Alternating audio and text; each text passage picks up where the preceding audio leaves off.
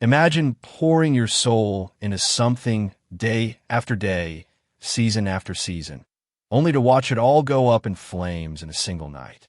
That's what happened to Mark, a quiet homeowner who just wanted to grow corn in his backyard. But in a neighborhood ruled by petty HOA rules and one obsessive neighbor named Karen, his small dream became the spark for one of the most shocking, destructive disputes this community had ever seen. Because when Karen couldn't get her way, she didn't just write letters or file complaints. She allegedly set fire to his harvest. And when the firefighters arrived, it wasn't Mark they turned to question, it was her. So how did a few rows of corn ignite a war that would bring down an entire HOA? Stay with me, because this story only gets darker from here.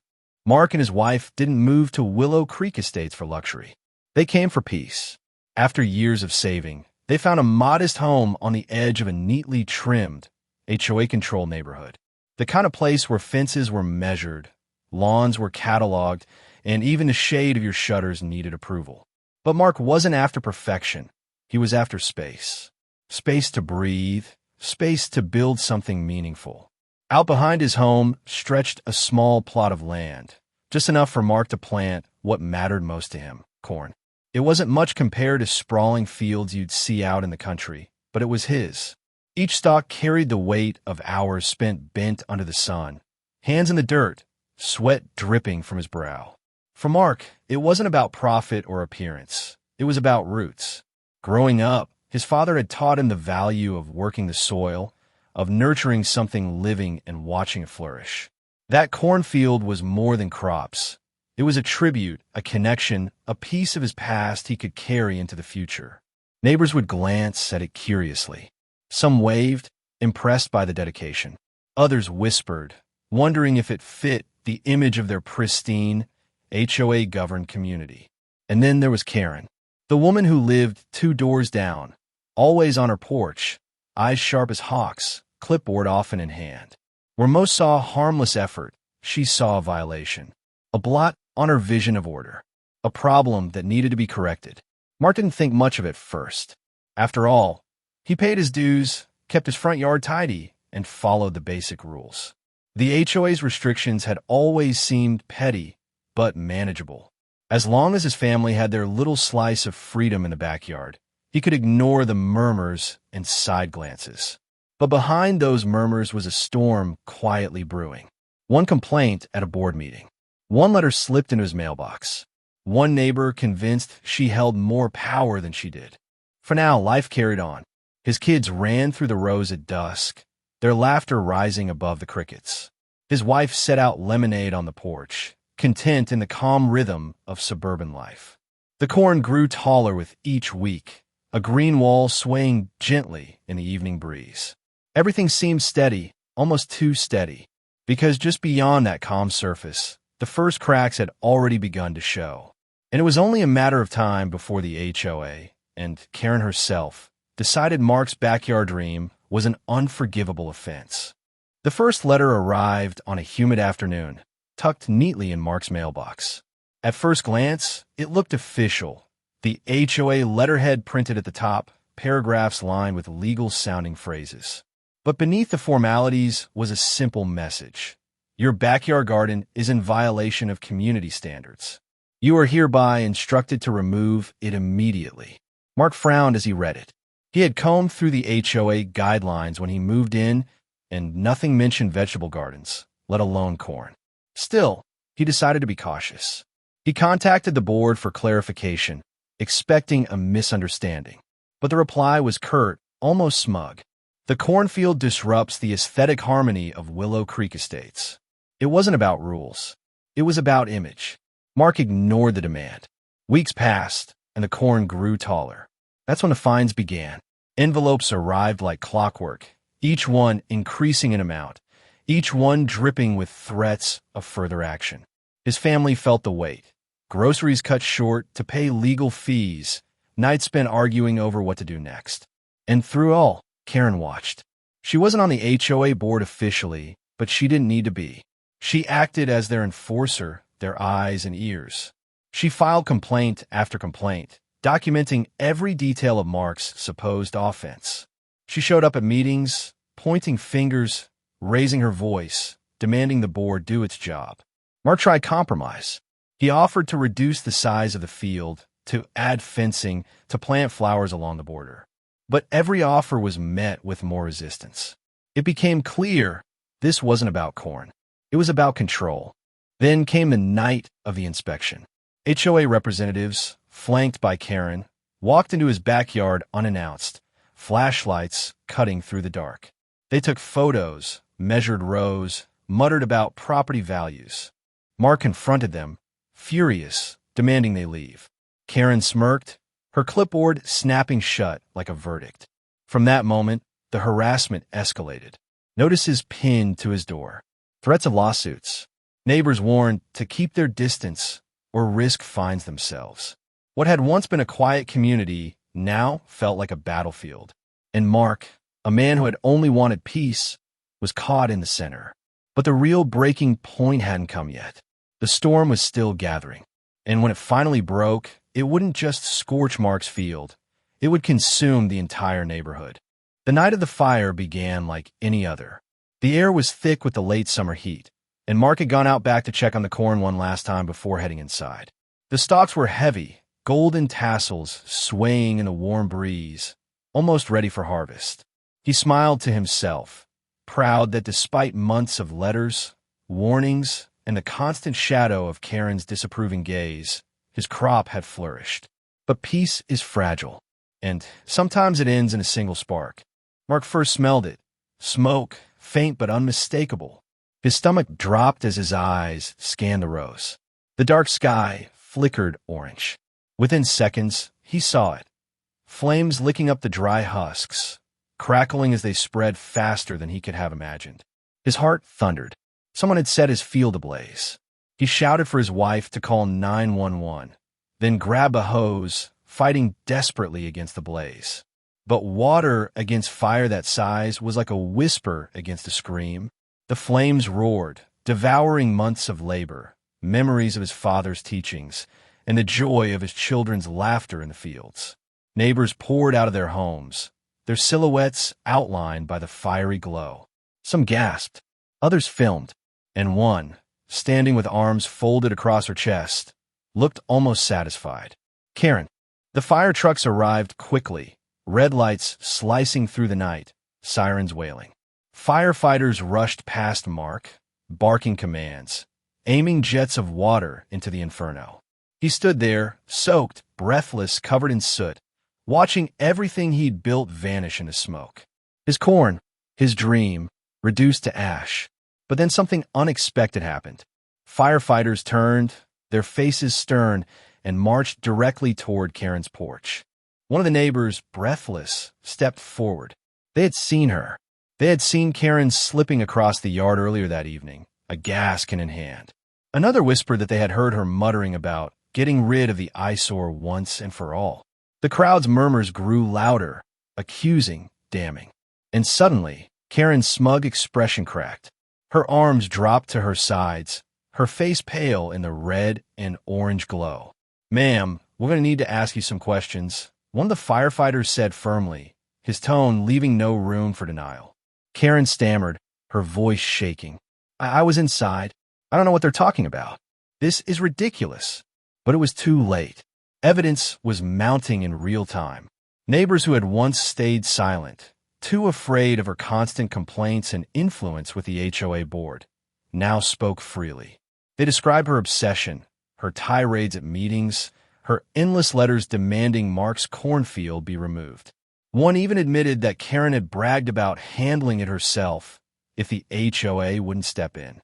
The HOA president, who had arrived on the scene in a frenzy, tried to smooth things over, muttering about misunderstandings and letting the board investigate. But the firefighters weren't the HOA. They weren't bound by Karen's influence or petty politics. They were bound by the law. And arson, especially in a residential neighborhood, was no petty matter. Mark stood frozen, ash streaked across his face, fists trembling at his sides. This was it, the moment when the months of humiliation, the fines, the letters, the whispers, all came crashing down into a single undeniable truth. Karen had gone too far. As firefighters escorted her toward their truck for questioning, her voice shrieked into the night. "You don't understand. I was protecting the neighborhood. That field was dangerous, unsightly, against the rules." Her words echoed across the street, but this time, instead of nods of agreement, there were only glares. The neighbors who once indulged her crusades now looked at her with disgust. Even the HOA president shifted uncomfortably, knowing the board's credibility had gone up in flames along with Mark's harvest. For Mark, the pain of losing his corn was raw, cutting deep. But as he stood there, his children clutching his arms, his wife by his side, another feeling rose above the devastation. Vindication. For once, the spotlight wasn't on him as the rule breaker or eyesore. It was on Karen, exposed for what she truly was, reckless, cruel, and dangerous. The next morning, the neighborhood buzzed with whispers. Photos and videos of the fire had already spread online, with Karen's frantic protests caught on camera. The story was no longer just about Mark's corn. It was about an HOA enforcer accused of committing arson to impose her will. The scandal was too big to contain. And the question now was simple. Would the community finally hold the HOA accountable, or would they let the ashes settle and slip back into silence? The days following the fire were a blur. Smoke still hung faintly in the air, the charred skeletons of corn stalks jutting from the earth like a battlefield graveyard. For Mark, each morning brought a sharp ache as he stepped outside and faced the blackened soil where months of work, hope, and memory once stood. His children no longer ran through the rows. His wife no longer set lemonade on the porch overlooking a lush field. Instead, there was only silence. But the quiet didn't mean peace. It meant reckoning. Karen's outburst in front of the firefighters had become the neighborhood's latest scandal. Footage spread across phones and group chats, the image of her shrieking about protecting the neighborhood, looping endlessly. Her attempt to burn away what she despised had instead set her reputation ablaze. Suddenly, the woman who once held sway with threats, letters, and intimidation found herself cornered. The very community she claimed to defend turning against her. The HOA board scrambled in damage control mode. They held emergency meetings, issued carefully worded statements about personal actions not reflecting official policies, and distanced themselves from Karen as if she carried the fire with her. But no statement could erase the fact that Karen's obsession was fueled by the same system they upheld, a system that valued uniformity over humanity, rules over reason, and power over peace. Mark might have lost his harvest, but Karen had lost everything else. Yet the fight wasn't over. Within days, Mark received a formal notice from the HOA, delivered with cold efficiency. It declared that his burned agricultural lot must be cleared immediately, reseeded with grass, and restored to community aesthetic standards. It was as if they had been waiting for this moment, circling like vultures above the ashes. The message was clear. His cornfield was gone, and the HOA intended to make sure it never returned. But something inside Mark had shifted. Before, he would have felt crushed, overwhelmed, powerless against the machinery of HOA politics. Now, fueled by anger and by the voices of neighbors who had finally seen the truth, he was ready to fight. He began gathering statements. Dozens of neighbors who had once stayed silent now stepped forward, offering their accounts of Karen's obsession, their memories of her threats, their suspicions long left unspoken. Videos surfaced, shaky but damning, of Karen crossing yards with a gas can. One even caught her muttering about getting rid of it once and for all. And this time, Mark didn't face the HOA alone. A small group of neighbors, tired of fines, tired of fear, tired of one woman's grip on their community, banded together. They weren't just defending Mark's right to plant corn. They were defending their right to live without harassment.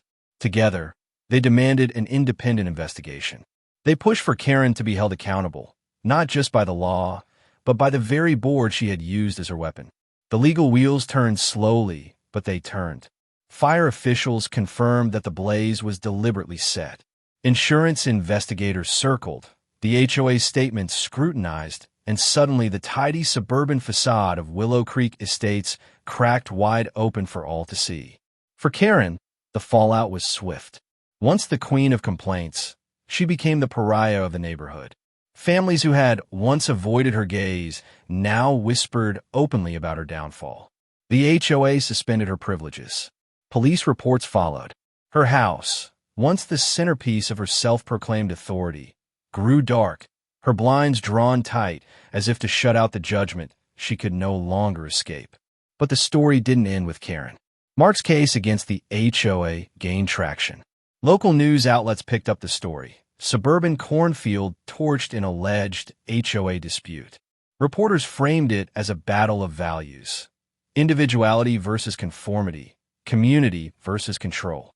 The image of the blackened cornfield became symbolic, a reminder that beneath the polished lawns and white fences, darker struggles brewed. The HOA board, desperate to preserve their reputation, tried to backpedal. They offered Mark a compromise, a payout if he agreed to drop all complaints and reseed his yard. But Mark refused. This wasn't about money. It was about principle, about his father's legacy, about proving that a homeowner's dream, however small, had worth beyond rules written in a handbook. The fight dragged on for months, but momentum stayed on Mark's side.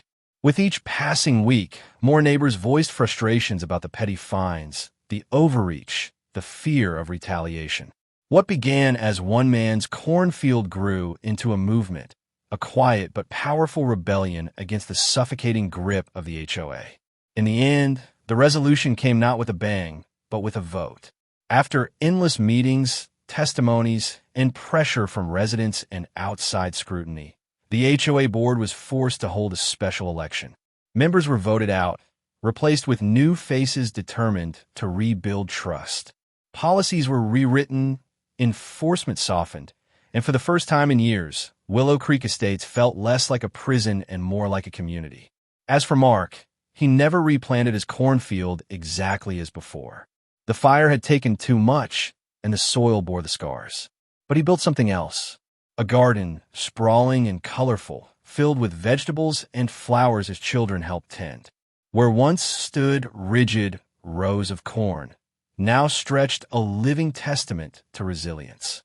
Neighbors came by not to complain, but to admire, to share seeds, to plant their own small patches of freedom.